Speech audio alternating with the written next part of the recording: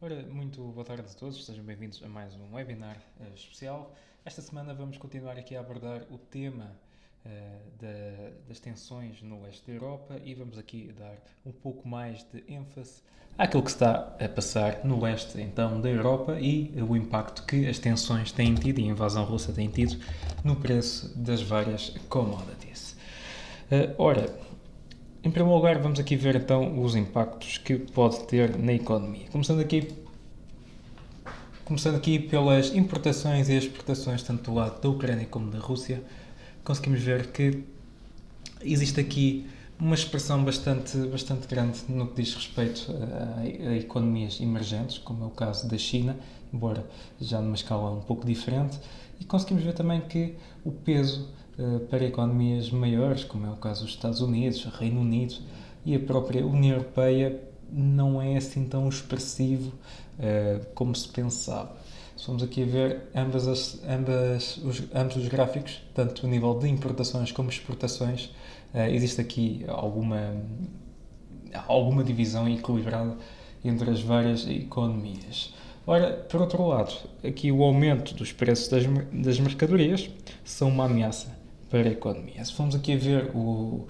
preço dos produtos energéticos, tanto do petróleo como do carvão, como do gás natural, ou até mesmo o preço de metais industriais e metais preciosos, tem vindo aqui a valorizar acentuadamente ao longo deste ano. Reparem aqui no caso do gás natural na Europa já subiu mais de 50%, o próprio carvão também já subiu mais de 40%, o paládio e a platina,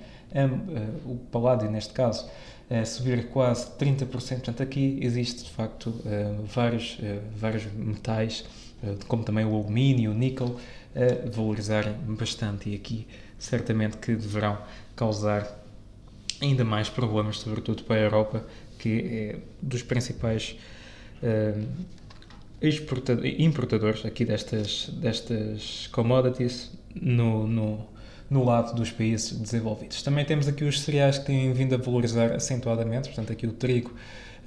mais de 15%, temos o milho também a valorizar bastante e naturalmente que se esta situação se prolongar durante muito mais tempo, poderá efetivamente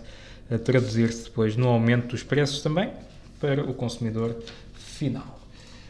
Se observarmos aqui em conjunto com o aumento dos preços das matérias-primas, temos também os problemas na logística. Portanto, é importante aqui referir que devido às medidas de confinamento, portanto, dos últimos 2 anos, vimos alguns constrangimentos a nível das cadeias de distribuição e a situação atual acaba por agravar um pouco mais esta situação e pode também ser um fator que deverá contribuir para as pressões inflacionistas e por isso pode aqui de facto fazer com que exista depois um encarecimento do preço também dos produtos que são vendidos para o consumidor final. A nível de mercados financeiros, portanto aqui nomeadamente os principais índices mundiais. Se observarmos aqui os índices europeus em comparação com os índices norte-americanos, portanto aqui temos o Russell, temos o Russell 2000, o S&P e o Nasdaq em comparação com os índices das blue chips europeias e também os índices mundiais, conseguimos ver que aqui claramente que os índices europeus são os mais afetados. Temos aqui o W20, o índice polaco, também a cair bastante e portanto, bom, como as tensões estão-se a passar no leste da Europa, é perfeitamente natural assistirmos então um agravamento aqui no desempenho dos índices europeus. No entanto, conseguimos ver também que os índices norte-americanos acabam por estar pressionados e também não nos podemos esquecer que as pressões de baixa começaram com o início da postura mais hawkish por parte da Fed e por isso têm vindo aqui a agravar-se com a situação de guerra na Ucrânia. Conseguimos ver também que as atuais correções, portanto, já ultrapassam as correções que ocorreram durante o início da pandemia, por isso pode estar aqui a chegar a níveis interessantes. Podemos ver aqui em termos de quedas, por isso aqui em termos de índices numa perspectiva mais ampla, temos claramente o índice russo aqui a registrar as maiores quedas, portanto aqui o índice russo, as negociações nos últimos 3 dias até têm estado encerradas devido a isso mesmo, e se formos aqui a ver, temos os índices norte-americanos a registarem quedas muito inferiores em comparação com os índices europeus e também em comparação aqui com alguns índices asiáticos. Observando aqui este indicador, que é um dos indicadores que nós temos vindo a acompanhar ao longo dos vários meses que temos vindo aqui a fazer a cobertura desta rúbrica, conseguimos ver que aqui que o indicador de sentimento está a atingir agora níveis interessantes. Reparem que aqui os menos 2 pontos costumam ser níveis onde eventualmente poderá aqui trazer alguma correção de alta, embora também exista aqui a possibilidade de o indicador continuar a cair e, portanto, atingir aqui os menos 3 pontos, onde, a partir disto, já alimentaria umas correções nos mercados um pouco mais violentas. Portanto, esta zona aqui é importante também observarmos o comportamento do preço. Reparem aqui que em 2018, 2019, o índice estava também aqui a marcar estes pontos e acabou por recuperar e depois caiu um pouco mais. Neste momento estamos numa situação também idêntica, portanto está aqui, ou recentemente o índice atingiu aqui os menos 2 pontos, recuperou um pouco, veio cá testar, pode voltar a recuperar e depois aí sim é que será importante percebermos se existe o risco de voltar a cair ou se pode de facto continuar a subir. É importante também aqui referirmos que também há uns meses tínhamos falado do facto do índice estar aqui em máximos e podia ser aqui um sinal de risco. Bom, embora tenha demorado algum tempo a materializar-se aqui este cenário, a verdade é que nós já tínhamos visto aqui antemão, já tínhamos alertado para esta possibilidade de uma eventual correção. É claro que era difícil avançar com os motivos pelos quais, portanto, têm suscitado as correções, mas de facto já estava aqui a ser notado em alguns indicadores. Se olharmos para outros indicadores, conseguimos ver também que, portanto, mostram aqui alguns sinais ou alguma possibilidade de poder haver uma ligeira correção nos índices. Portanto, reparem aqui estas zonas psicológicas, aqui na casa dos 0.9, aqui no indicador drawdown, na média do drawdown há 2 anos, desde 1951, também aqui na faixa dos 0,8, portanto, aqui também sugerir que há possibilidade, que há espaço para uma eventual recuperação no curto prazo. Por outro lado, temos aqui a Fed a continuar a ser o principal driver para os mercados. Portanto, apesar dos conflitos no leste da Europa, entre a Rússia e a Ucrânia, mais propriamente o facto da Rússia estar a invadir a Ucrânia,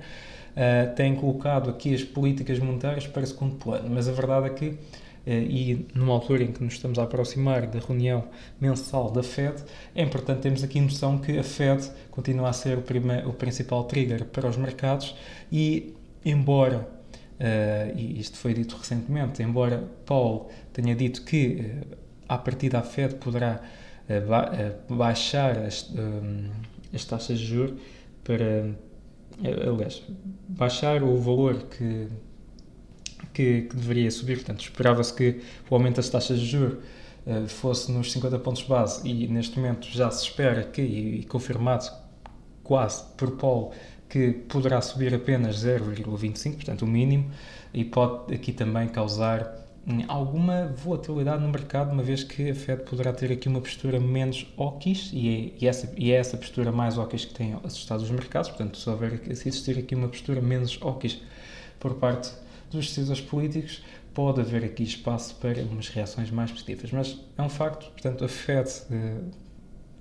as expectativas são elevadas para que a Fed comece então a aumentar as taxas de juros já neste mês de março e, portanto, isto continua a ser o principal fator de risco para os mercados. Portanto, aqui também numa outra ótica, portanto, aqui as sanções por parte dos países ocidentais têm pesado sobretudo no sistema financeiro da Rússia. Portanto, aqui temos vários bancos, onde aqueles bancos que têm sucursais na Europa já anunciaram também o fecho dessas mesmas sucursais. Existe a possibilidade realmente de alguns dos bancos até entrarem em insolvência se esta situação se mantiver. Portanto, aqui as consequências de terem afastado a Rússia do sistema de pagamentos do SWIFT está aqui a criar um impacto devastador no lado financeiro. No lado das commodities, portanto, a Europa continua aqui a tentar descobrir alternativas para deixar de ter uma dependência tão grande da Rússia, nomeadamente no fornecimento de gás natural. O JP Morgan recentemente também fez novas previsões, não para o gás natural, mas para o preço do petróleo. Temos visto que o preço do petróleo, tanto o Brent como o crudo neste momento, estão acima dos $100, mas o JP Morgan avança até que existe a possibilidade do preço subir até pelo menos aos $120. Portanto, aqui claramente que as tensões no leste da Europa têm agravado aqui as pressões inflacionistas, que já tinham sido alimentadas pelos preços dos produtos energéticos, e o petróleo continua aqui a ser também um motivo de preocupação. Aqui só para termos ideia, portanto, em termos dos principais consumidores do gás natural da Rússia, na Europa temos Holanda, Alemanha e a Polónia, portanto são os principais compradores neste momento. Conseguimos ver também que a situação que tínhamos visto na tabela, na tabela no início da apresentação, portanto, tínhamos visto aqui que o preço do alumínio também tem vindo a disparar e, de facto, a Rússia tem um papel importante no que diz respeito à exportação de alumínio à escala mundial. Portanto, conseguimos ver aqui que representa cerca de 10% das exportações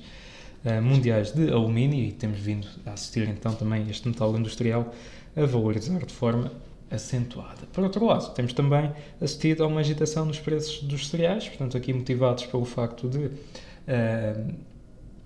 a Ucrânia ser vista como o celeiro da Europa, o facto da Ucrânia neste momento, como pelos motivos lógicos, estar portanto, numa situação extremamente frágil, mas não só a Ucrânia, a própria Rússia também tem um papel importante no que diz respeito à exportação. Aqui conseguimos ver os principais destinos da exportação de trigo, portanto, além da Europa temos aqui outros países, sobretudo os países emergentes, portanto, temos aqui Turquia, Egito, Nigéria, entre outros, portanto, aqui vários países da Ásia e de África, e que podem também naturalmente sofrer com o que está a acontecer neste momento. Portanto, em jeito de conclusão, conseguimos ver que aqui de facto o conflito armado entre a Rússia e a Ucrânia está a trazer novamente, ou poderá trazer e agravar ainda mais a situação em torno das preocupações sobre a inflação. Conseguimos ver que os preços, o aumento dos preços das commodities já não se resume apenas ao aumento do gás natural nem do petróleo. Temos visto que os cereais, sobretudo os cereais, têm vindo a valorizar acentuadamente, e também o preço dos produtos, dos metais industriais e também dos metais preciosos, como é óbvio, uma vez que são ativos de refúgio, mas os metais industriais também, que podem alimentar os efeitos inflacionistas no setor automóvel, entre outros setores. Portanto, claramente que a guerra não traz nada de benéfico para nenhuma das partes, e está aqui também a alimentar ainda mais as pressões sobre os preços. Portanto, aqui, neste caso, e na apresentação de hoje, falamos então das commodities. Ora, chegamos então aqui ao fim do nosso vídeo, espero que tenham gostado. Da minha parte é tudo, vemo-nos na próxima semana. Resta-me desejar-vos a continuação de uma boa semana e boas trades.